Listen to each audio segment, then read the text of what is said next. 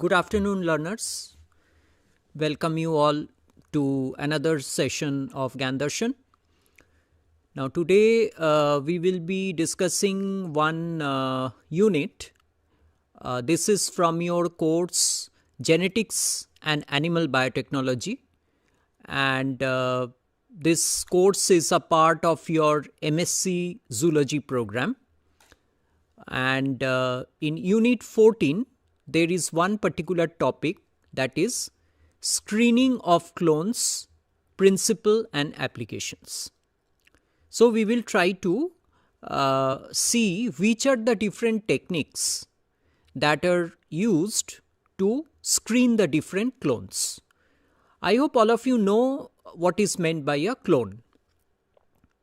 That is when you, like any foreign DNA fragment, if you try to insert it in a plasmid, okay, and you cut the plasmid with the restriction enzymes, and you cut the foreign DNA fragment with the same enzyme, and then you try to insert the foreign DNA fragment within the plasmid vector, then ultimately what you get, if you transform it, the recombinant plasmid, if you transform it in bacteria, and then if you plate the bacteria on the agar medium, then what you get is the recombinant clone.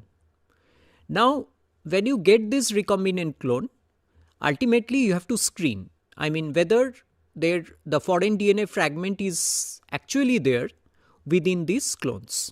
So for that you need some techniques, or say instance, if you incorporate any foreign DNA or gene in a plant or in an animal to produce a transgenic plant, or let's say you do some kind of transfection.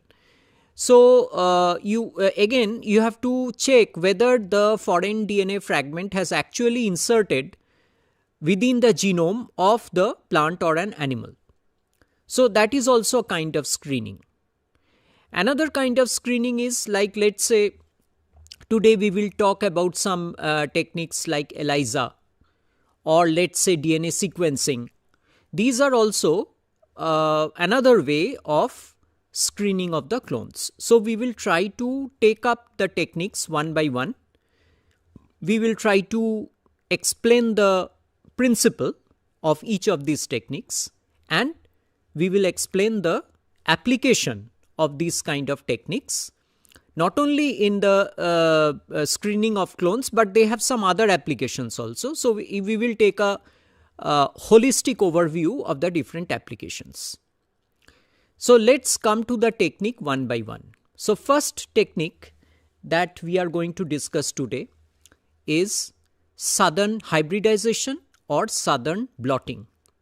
Now, what is meant by two terms? What is meant by hybridization and what is meant by blotting? Southern hybridization is also known as southern blotting. Northern hybridization is also known as northern blotting. So we will first try to understand what is meant by hybridization and what is meant by blotting. What is meant by blot?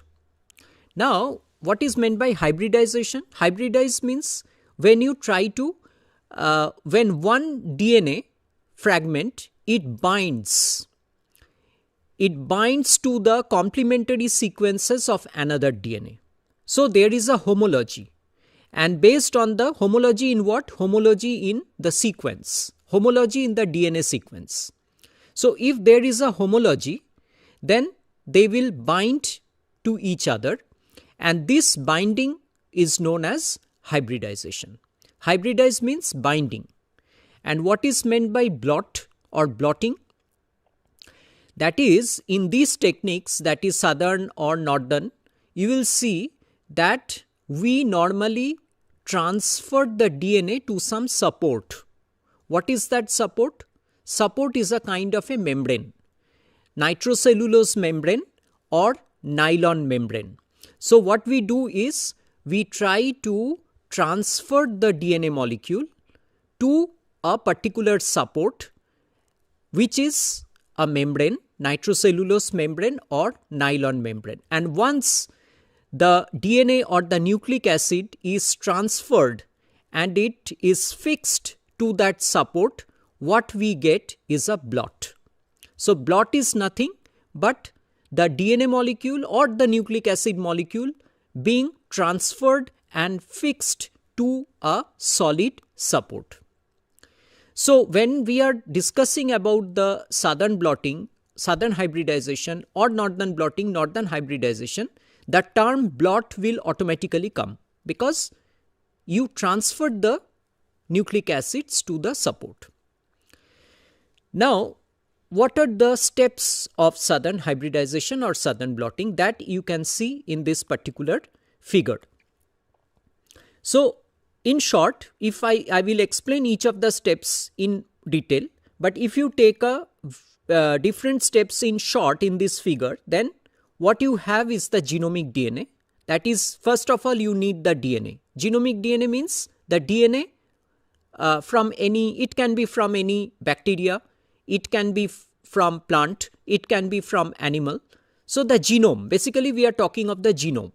So you have to first isolate the genomic DNA, and then because it is a very high molecular weight, genomic DNA is a very high molecular weight, so you have to cut the genomic DNA using restriction enzymes. So there are many common restriction enzymes, like you must have heard some of the names like EcoR1, BAMH1, XBA1. So there are different kinds of enzymes, SAC1.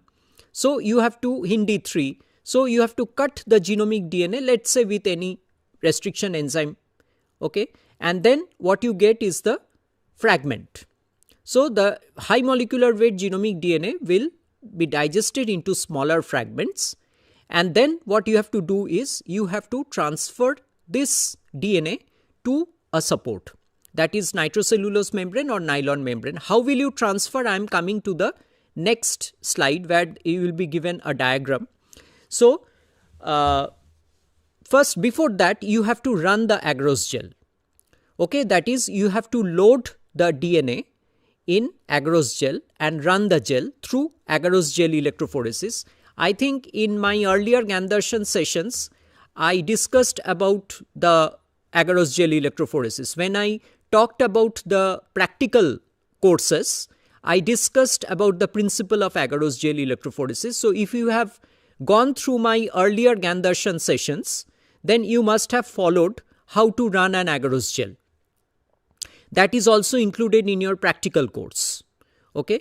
So you run the agarose gel electrophoresis, and then what you have to do is you have to transfer the DNA, digested DNA from the gel to the membrane. Okay. And how will you do it? That is through downward capillary transfer. So I will come to the next figure, which shows how you will actually set up this transfer process, where the DNA from the gel will be transferred to the nitrocellulose or nylon membrane. Using that process or phenomenon or the principle, whatever you say, that is downward capillary transfer. So now what happens is, from the gel to the membrane, the DNA is transferred. Once the DNA is transferred, then what you have to do is you have to fix the nucleic acid to the support or membrane, and that we can do through UV. That is, we call it UV fixing, UV ray fixing. I mean, you should expose it to a short, like a small time period, subject it to the X-ray radiation, and then you, or not X-ray, UV radiation, and that is called the UV fixation, and the nucleic acid is being fixed, transferred and fixed. So this is called UV fixation. Once this is done, so now you have the DNA ready on the membrane. So next what you have to do is, now we want to find out, like let's say you have any foreign DNA or you have any piece of DNA, and you want to find out whether this gene or this piece of DNA is represented in the genome. So what you will do? You have to now prepare a probe. What is meant by probe? Probe means that the gene which is in question, that is the gene which you want to find out. Let's say I give you an example. You want to find out whether, let's say catalase, you all know catalase. Catalase is an antioxidative enzyme. So for this enzyme there is one gene. Now let's say you want to find out whether the catalase gene is present in the genome of any animal or any plant, whatever be the case. So in this case, your catalase will be the probe. Catalase gene will be the probe. That is, you have to radiolabel the DNA, that is the catalase gene, the sequence. You have to radiolabel it. That is, you have to use 32P. That is 32 phosphorus, radiolabeled phosphorus. So you have to use it. So for that you can use any kind of isotope. Okay, that is, in this case we are using the 32P labeled isotope, and you have to label the catalase gene. And then what you have to do? You have to undergo the hybridization process. That is, you have to try to bind this 32P to the genomic DNA. Let's say the genomic DNA is from rice, or let's say the genomic DNA is from any animal. So that is already fixed on the membrane, and this catalase gene you are radiolabeling it with 32P, and then you are trying to hybridize it with the genomic DNA.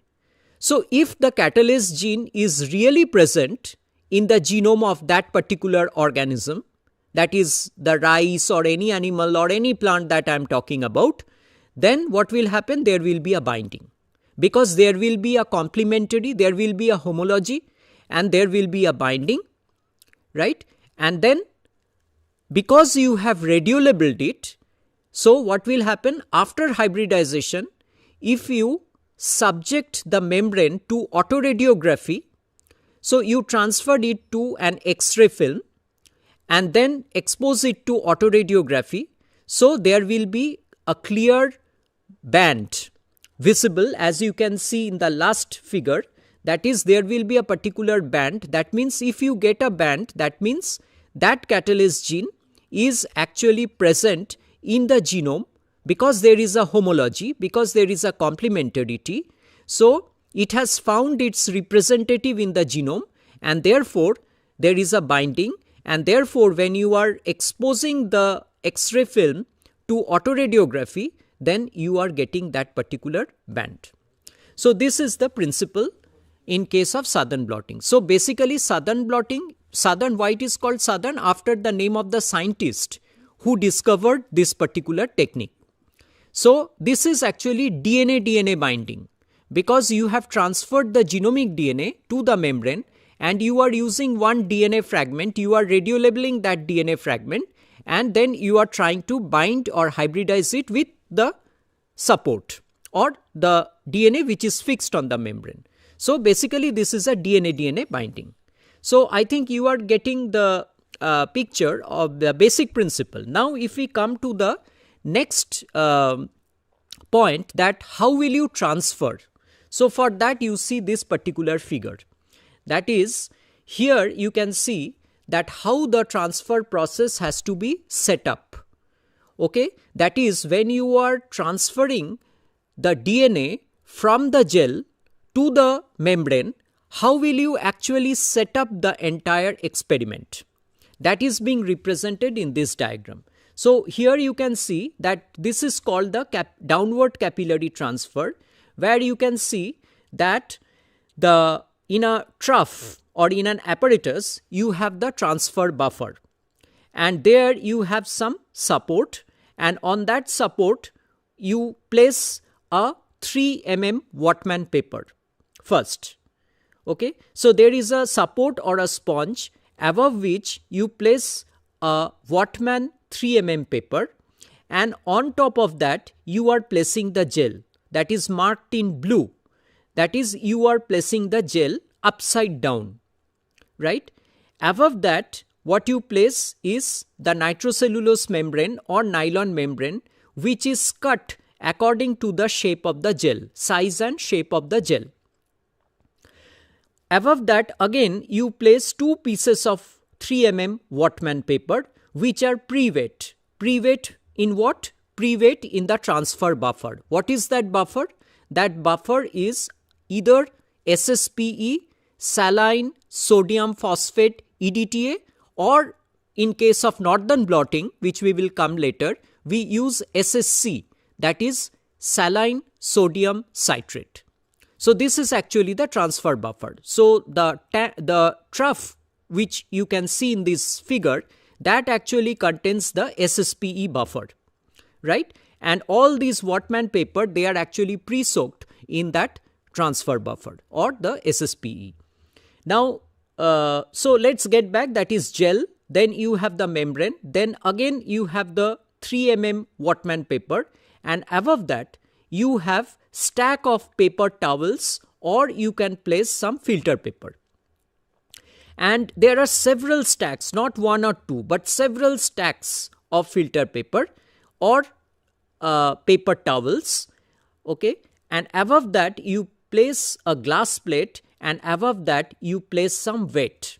Like you find the common balance. In case of common balance, you have the different weight, okay? Like 1 kg, 500 grams. So different weight, you place it. So there is a compression. There is a pressure and there is a compression, and based on that what will happen, actually because of the downward capillary transfer, the DNA from the gel will move or transfer to the nylon membrane. And how many hours will you place this particular setup? Normally 18 to 24 hours. You can like imagine that almost 1 day you have to keep like this. In between, what you can do, you can change the paper towels, you can change the filter paper, because they will get wet because they will soak the buffer and they will get wet, get saturated. So what happens is you might have to change the stack of paper towels and put some dry paper towels and allow the process to continue. So the entire process takes around 24 hours. After 24 hours, when the transfer process is complete, you dismantle the entire system, and then what you have to do is you have to first check whether all the DNA has been transferred to the membrane. How you can do it? You can just stain the gel. You can stain the agarose gel using ethidium bromide and check whether all the DNA has been transferred or not. Normally the transfer is not 100%. There is always some loss, but even then you have to minimize that loss. You have to see that almost maximum of the DNA has been transferred to the membrane. So that is the principle. So this completes the transfer process. Okay. So now but now let's again go back. So this I discussed how the transfer process has to occur. But even before the transfer process, you have to process the gel. Okay, like you have loaded the DNA in agarose gel. Let's again start from the beginning. That is, you have digested the DNA with restriction enzymes. You have loaded the genomic DNA in agarose gel. The gel running is complete. Now you stop the electrophoresis, and now using this gel, before you transfer it to membrane, you have to do some processing of the gel. So what are those processing? Let's see the steps. Now, first process is depurination. So how do you depurinate? For that, what you have to do is you have to first treat the gel. After the DNA running is complete, gel electrophoresis is over, you have to actually depurinate the sample. That is, you have to treat the gel with dilute hydrochloric acid. Once this is done, next step is the denaturation. How will you denature? That is, you will use some alkali. What is the alkali which we use? That is sodium hydroxide. So you have to, next, after depurination, you have to undergo a denaturation. And why this denaturation? Because you have to ensured that they are present mostly in the single-stranded DNA. Okay, some residual RNA may also be present. So these are also removed by the alkaline method. So for that, what we do is we carry out the denaturation in the alkaline solution, and after a certain time point, you have to, again following denaturation, you have to neutralize the gel. After neutralization, then only you can undergo the transfer process. So I hope your steps are clear. First, DNA, digest it, run it in agarose gel. After the gel running is over, take the gel, process it, first depurination, second denaturation through alkali, and next neutralization. After this is over, then your gel or the DNA becomes ready for transfer, and then you undergo the downward capillary transfer as you have seen, the figure you have seen in the last slide. Right? Now the transfer process is over and you have the membrane where all the DNA is being transferred. Next step, what you have to do, I have already discussed that the foreign DNA which you want to check whether that gene or that DNA is present in the genome. So you have to radiolabel that foreign DNA using 32P phosphorus. Okay, and there are different process of labeling. Like in this case, we go for random labeling or random priming or random labeling. And then once the probe is prepared, next you hybridize or you try to bind this probe with the genomic DNA that is affixed on the membrane. If there is a complementarity, that is, if this gene or DNA is really present in the genome, then they will bind because there will be a homology. And therefore, what will happen is if you try to expose this membrane to X-ray film and then go for the autoradiography, then automatically you will see a band because this gene has actually been it has bound to the genome because there is a complementarity and because the gene is present in the genome. So in this way you can understand that what is the application of Southern blotting technique. Southern blotting technique helps us to know if any gene is present within the genome of an organism. Or let's say you have genetically engineered a plant. Let's say you have cloned any gene in a plant. You have to know whether the gene has actually been inserted or targeted within the genome of the plant. So in this case, that gene will become the probe, and the plant where this gene is integrated, you have to isolate the genomic DNA and run a Southern blotting, okay, undergo a Southern blotting using this gene as the probe. So if this gene binds to the genome through Southern blotting, then you can prove that yes, this gene has actually been integrated in the genome of this organism. So that is the main utility of Southern blotting. It helps us to know whether a gene is present in a genome.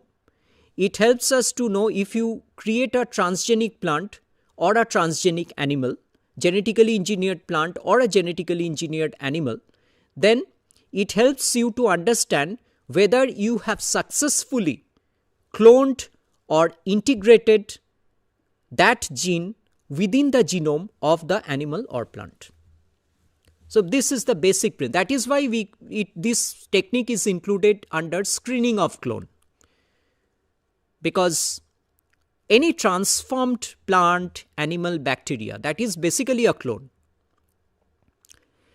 So I hope the first technique is clear to you.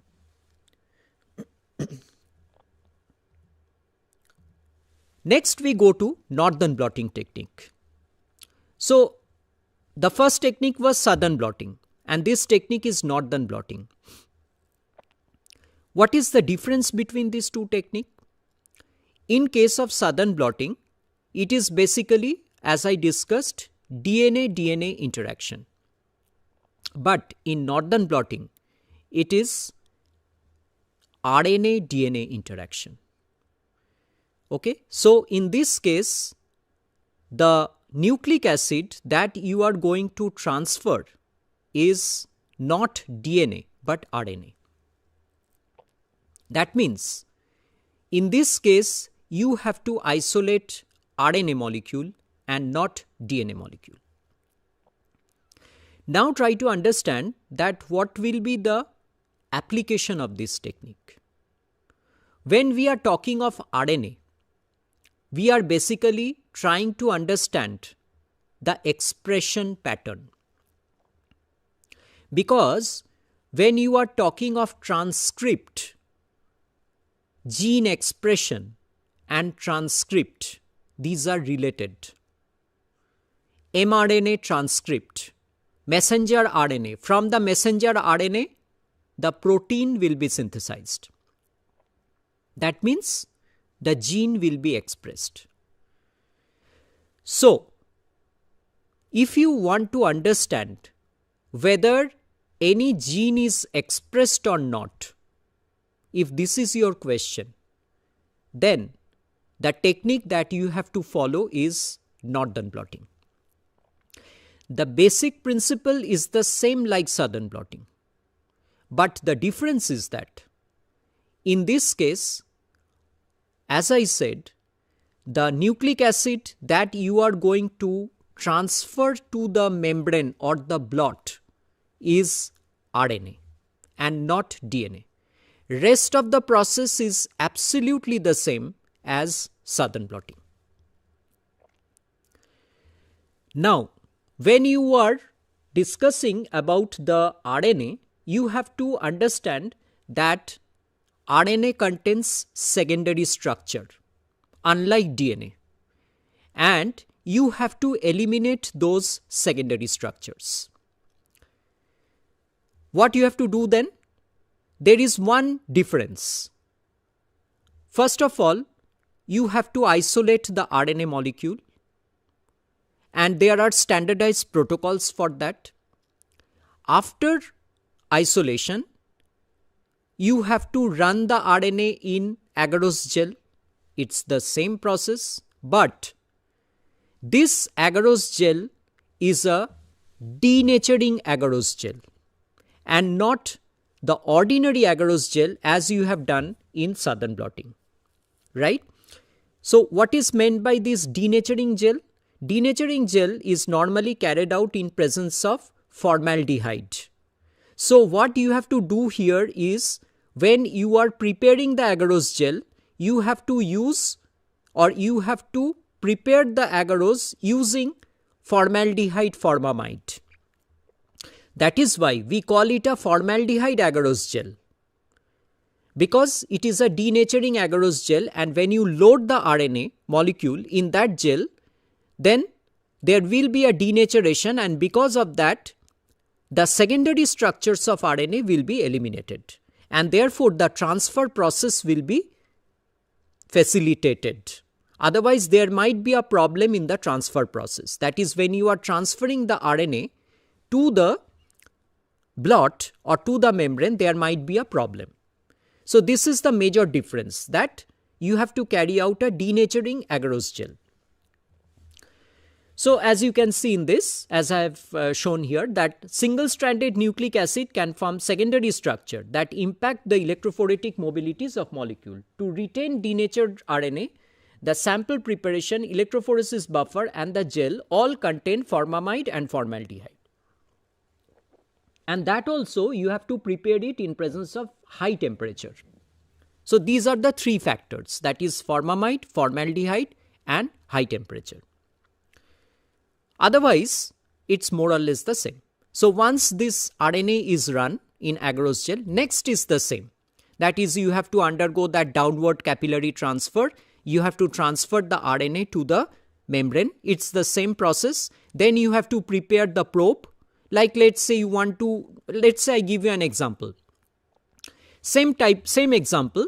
Like now I just say, whether the catalyst gene is expressed in, let's say, any plant, rice, or let's say any animal RNA, mouse or rat.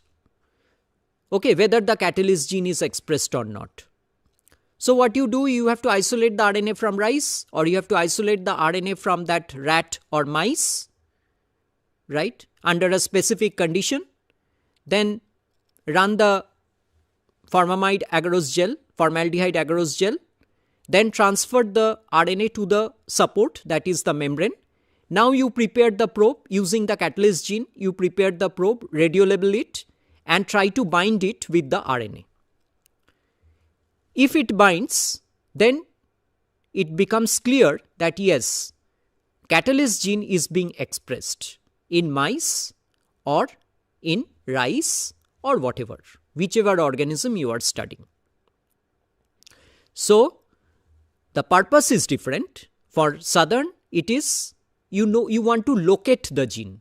You want to find out whether the gene is present or not. And in northern blotting, you want to know whether the gene is expressed or not. So this is the basic difference between the two techniques. So this is, in northern it is DNA-RNA hybridization. In southern blotting, it is DNA-DNA hybridization.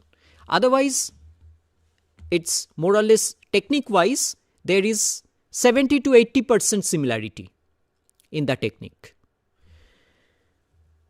So steps: RNA molecule is run on a denaturing agarose gel, then you go for the gel electrophoresis, then you go for the blot preparation, then you prepare the probe, you try to hybridize the probe with the RNA, and then after hybridization, that is, you take the membrane and expose it to X-ray film for autoradiography. If you get a band, then it confirms that the gene is expressed. So I think these two techniques are clear, that is southern blotting and northern blotting. Now we have almost discussed about the aspects of nucleic acid, that is DNA and RNA. Now we will go to some other aspect. Again we will come back to the DNA issue, that is when we will talk about the sequencing at the end, DNA sequencing at the end. But in between we will move to some other aspects where we will discuss two techniques, that is, one is called the ELISA and another is called the RIA, that is radioimmunoassay. ELISA full name is enzyme linked immunosorbent assay. This is a very important technique which is used in case of animal system, like detection of any disease. Okay, you want to find out any disease, that is, you can use this ELISA technique. Even radioimmunoassay you can use. Okay, even ELISA technique is also used in plant system. Like you want to kind of find out what is the level of any plant growth regulator or any phytohormone. So there are specific kits for that. Okay, so ELISA kits are available for that. So this is also a very important technique, not only in animal system but also for the plant system. So we will take a look at this technique now, that is the ELISA technique.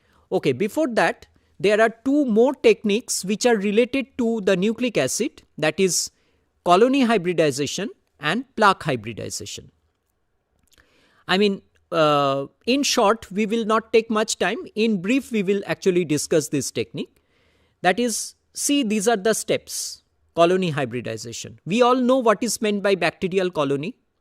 That is, as I said, that if you plate the bacterial cells on any medium, like let's say nutrient agar medium, then you get the colony. You get the bacterial colony. Okay, and they can be recombinant colonies also. So another technique to detect the clones is through colony hybridization. What is this technique? Here, as you can see, that you have agar plate, and this agar plate, it contains bacterial colonies. What you do is you place a nylon membrane which is cut according to that shape, and you place the membrane on top of the agar. So that is the first step. Next step is invert the membrane and lay over new agar surface and allow the colonies to regenerate on top of the filter.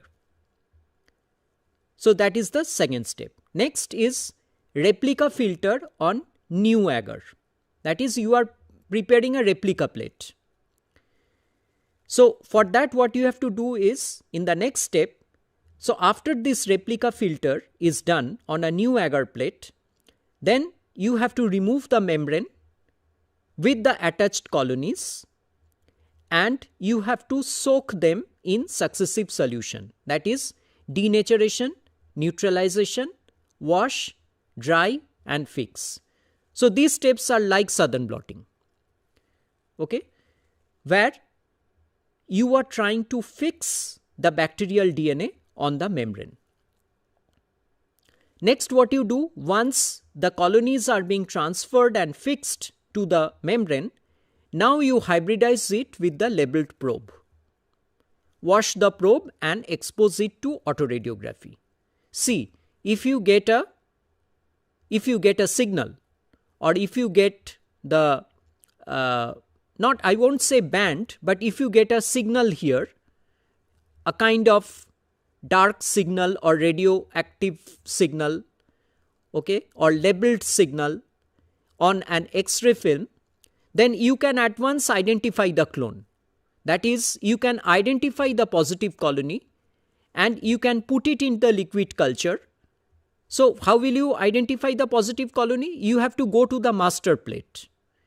So you have to go to the master plate and you have to try to align the membrane with the colony to identify the positive colony. So once you identify the positive colony in the master plate, from there you can pick up a little bit of that colony, touch the colony, and then you try to inoculate it in the liquid culture, and then you can revive that culture. So in that way, you see how you are trying to identify the positive colony. Okay, so this is called colony hybridization. That is, here you are hybridizing it with a colony.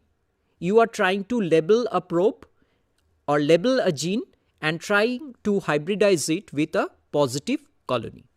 That is why it's called colony hybridization. So it is similar to dot blot.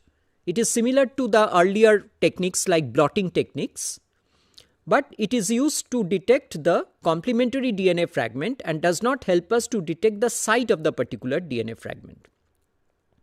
So here basically we actually use the bacterial colonies, and the bacterial colonies are being directly transferred to the nitrocellulose membrane. So that is the process.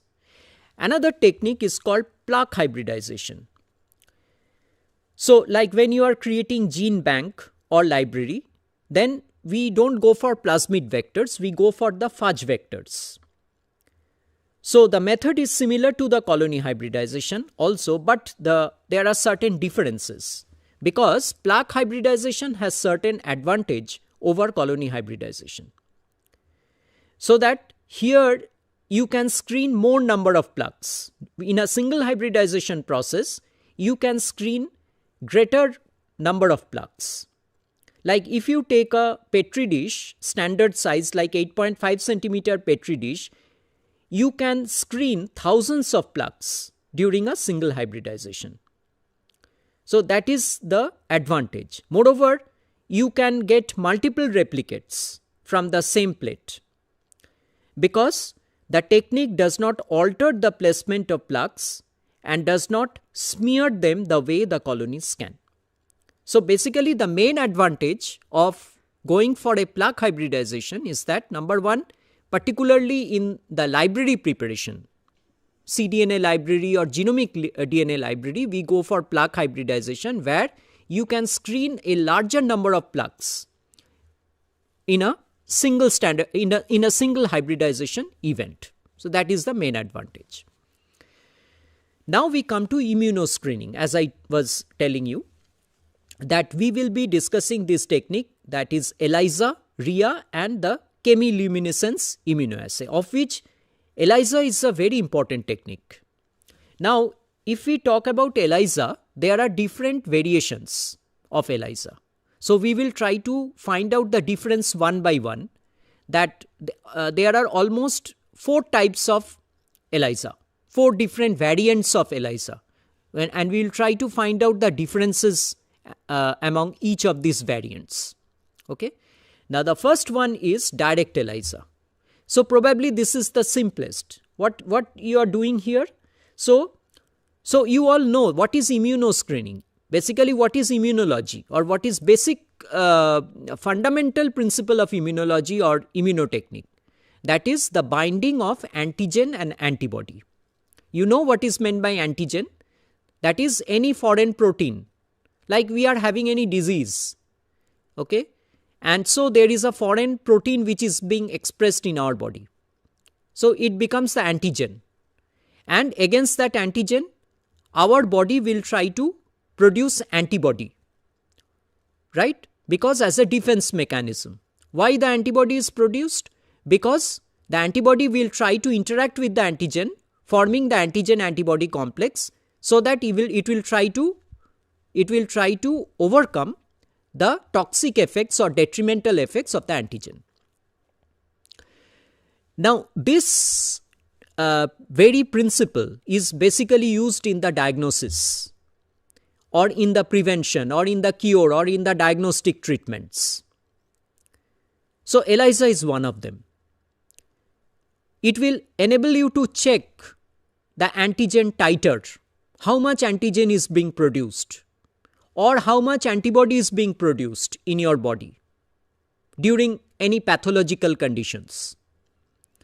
So, first technique is the direct ELISA. See how we are doing it.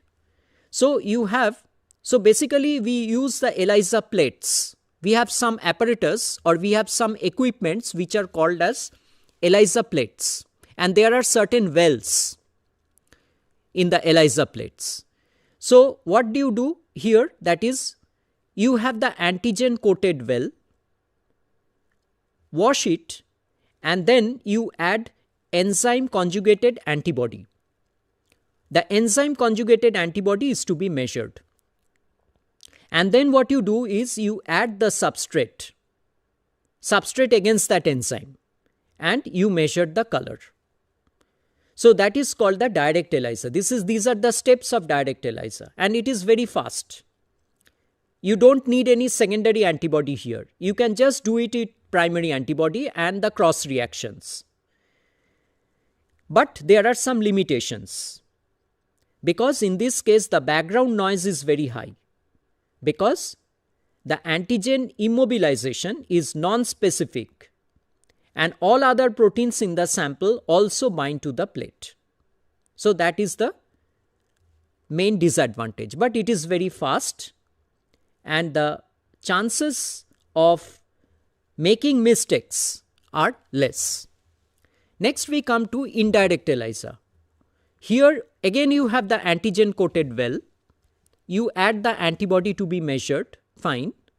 You add enzyme conjugated secondary antibody. The difference is that here you are using secondary antibody. The enzyme is conjugated to the secondary antibody, not with the primary antibody. And then you add the substrate.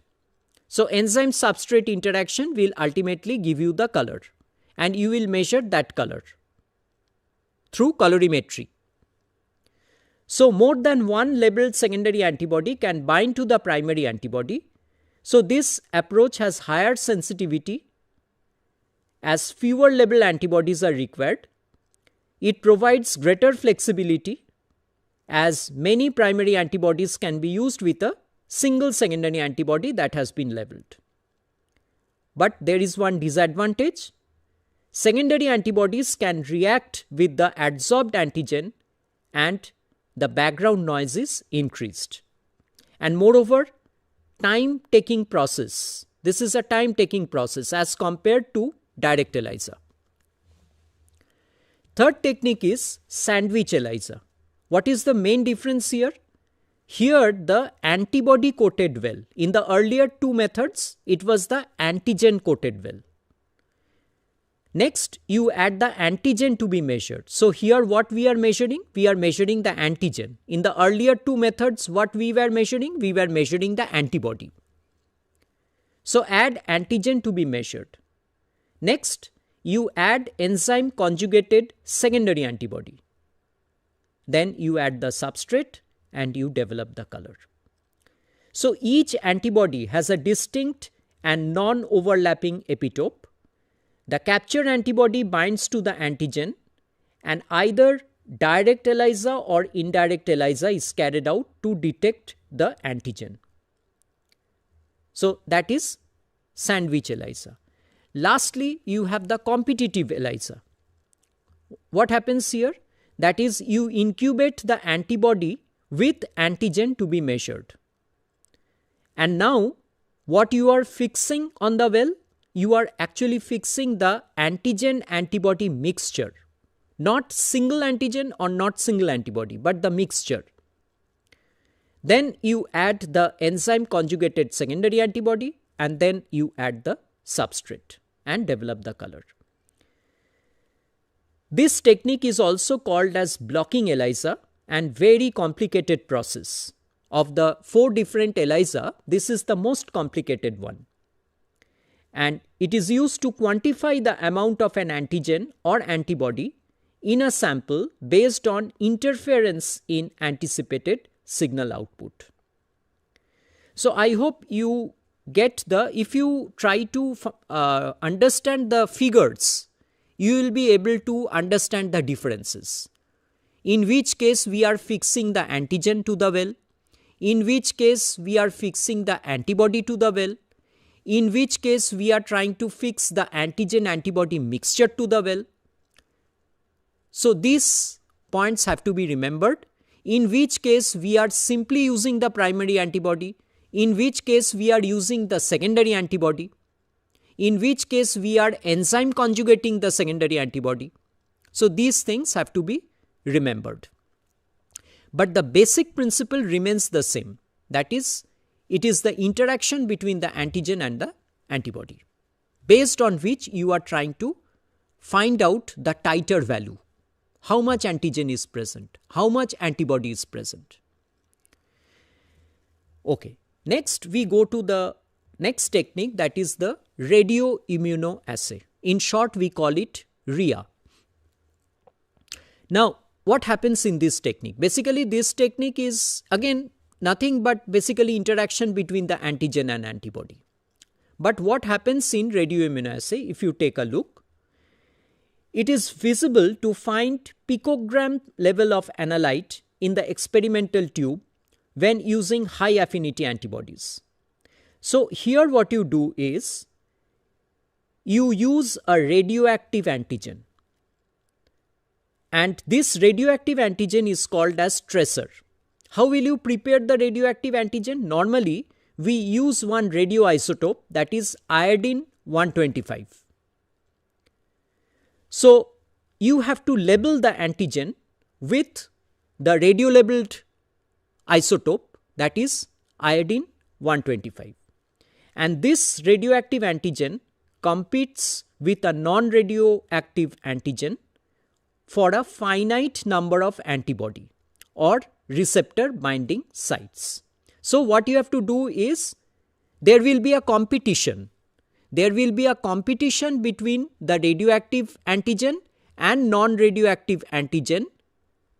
Competition with what? Competition to bind. To bind with whom? To bind with the antibody. So when a fixed and limited amount of antibody is allowed to react with a predetermined amount of tracer and unlabeled antigen from standards or samples, progressively fewer amounts of tracer are bound to the antibody as the number of unlabeled antigen increases. So as you go on increasing the number of unlabeled antigens, what will happen? The unlabeled antigen will be more and the tracer or the labeled antigen will fail to bind because there will be a competition. So they will be unable to bind to the fixed number of antibody, because you are continuously increasing the unlabeled antigen, and so there is a competition between labeled and unlabeled antigen. So that is the main principle of this radioimmunoassay technique. So the fundamental idea behind how an antigen-antibody complex is formed is that antigen and antibodies attach specifically. We all know that. The antigen can be marked or conjugated using radioisotopes. Unlabeled antigen from the sample compete with radiolabeled antigen for the binding sites of specific antibodies. The unlabeled antigens are used instead of the labeled antigen already linked to the antibodies. So when the unlabeled antigens engage, when they have already bound to the antibody, the amount of free radiolabeled antigen in the solution rises. Why they will rise? Because they are unable to compete. They cannot bind to the antibody. That is why you will get larger amount of signal. You will get larger amount of radioactive signals, because the tracer molecule is unable to bind to the antibody. Why? Because of the excess of the unlabeled antigen. So basically it's a competitive kind of binding to the antibody. So this technique is also used in immunodiagnostics to detect again the level of antigens, how much condition, how much severe condition a patient is facing because of the excessive toxicity due to excessive antigen production, that you can find it out. In addition, there is another process called the chemiluminescence assay, chemiluminescence immunoassay. So here, what is meant by luminescence? It is the process by which a substance produces light as it returns from an excited to a ground state. Each type has a unique method of reaching the excited state. So chemical process generates light in chemiluminescence. So the specific luminescence signals the presence of the antigen. So based on the luminescence intensity, you can determine how much of a specific biological molecule exists in the sample. So basically it's the same. In the earlier case you were using the radioactive signal. Here you are using basically the luminescence as an index of determining the amount or the titer of a specific biological molecule. So that's the only difference. So chemiluminescence provides advantages compared to other types of immunoassay, such as fluorescence detection or a light absorption approach, including being ultrasensitive and capable of recognizing minute amounts of the biological component. So even if there is a very little amount of any component, it can be detected through the chemiluminescence assay. It is a very sensitive technique, highly sensitive technique. Of course, it can be a bit costly, but it's a very sensitive technique. So that is all about the different, I would say, the immunoassay techniques. That is, we have read about the ELISA, we have read about the RIA, radioimmunoassay, and the chemiluminescence. Of these three, ELISA is very commonly used, very routinely used. Okay, and even in the COVID times, if you have seen that they used to regularly, routinely use two techniques, RT-PCR and this ELISA. Even in different malaria or dengue related cases, mosquito related cases, they are also, mosquito related diseases, there also you will see the application of these ELISA techniques. So in the clinics or in the diagnostic, this is a very common kind of method which is used.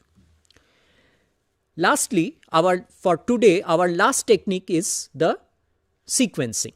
So all of you have heard about DNA sequencing. This is now very common in molecular biology. So whenever you get a gene, okay, you first of all, whenever you have a particular gene, you have to know what is the sequence of that gene. And for that you have to sequence it. And what is the method of sequencing? In fact, nowadays there are different, sophisticated techniques that have come. But today I am going to discuss only the very basic technique, and which has been routinely used for several time as from now.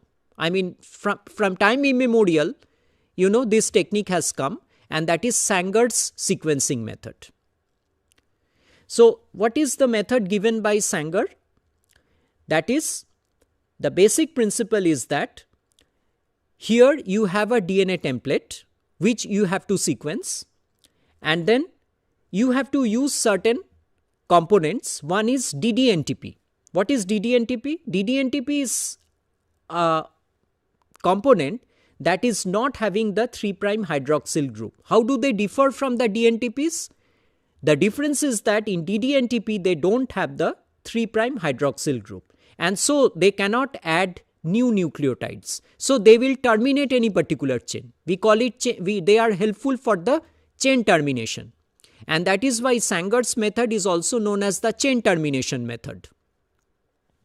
So first you have to use the DDNTP, then you have to use a template, then you have to use a primer, because DNA synthesis occurs because of the primer. You can take any universal primer, M13 forward, M13 reverse, T3 primer, T7 primer. These are universal primers which you can use for the sequencing, DNA sequencing. And DNA polymerase. We call it cleno-DNA polymerase. So you have to use that DNA polymerase. And the DNTPs. So these are the components which you would require, and of course you need one radioisotope, DATP. Normally we use DATP. So before the primer can bind to the single-stranded template, the mixture must be heated to denature the template. The temperature is raised after the primer is bound, enabling DNA polymerase to synthesize new DNA from the primer. But if you add this DDNTP, you have to add the DNTP and the hot, that is the radioisotope, DATP. But if you add the DDNTP, which is selective, you will not add all DDNTP in one single tube. If you have 4 tubes, for one tube you will add DDATP, for another tube you will add DDCTP, another tube DDATP and DDTTP. So the chain termination will occur accordingly. If you add DDATP, chain termination at A, DDCTP, chain termination at C, DDTTP, chain termination at T, and so on. So that will be the actual process. So it will stop adding nucleotides to the chain. And accordingly you can, so for if you use DDATP, it will be selective for the A sequence. If you use DDCTP, it will be specific for the C sequences which you can read from the autoradiogram. Okay, so that is the basic principle. So this figure will make you clear. So first you have the single-stranded DNA template, then you add the primer, then there will be the primer annealing, then you add DNA polymerase, you add the DNTPs, DTTP, DCTP, DGTP and DATP star means radioisotope, and then you add in separate tubes the dideoxynucleotides in different tubes, and then undergo gel electrophoresis. And then when you expose the gel to autoradiogram, you can get the sequences A, T, C, G. For DDATP A, DDTTP T, DDCTP C and DDGTP G. And the sequence is read in the autorad, the sequence is read from downwards to upwards. So that is the process. Okay. So these are the topics that we had to discuss today. I hope I could make you explain, or I could explain most of the techniques. Please go through your SLM, that is unit 14 of your MZO002 Genetics and Animal Biotechnology. If you have any problem, you can come up with your questions and you can write to us, you can email us, and we will be happy to clarify your doubts. So please go through the SLMs, and the exams are near. So have a very good preparation, and I wish you all the best for your exams. Thank you all.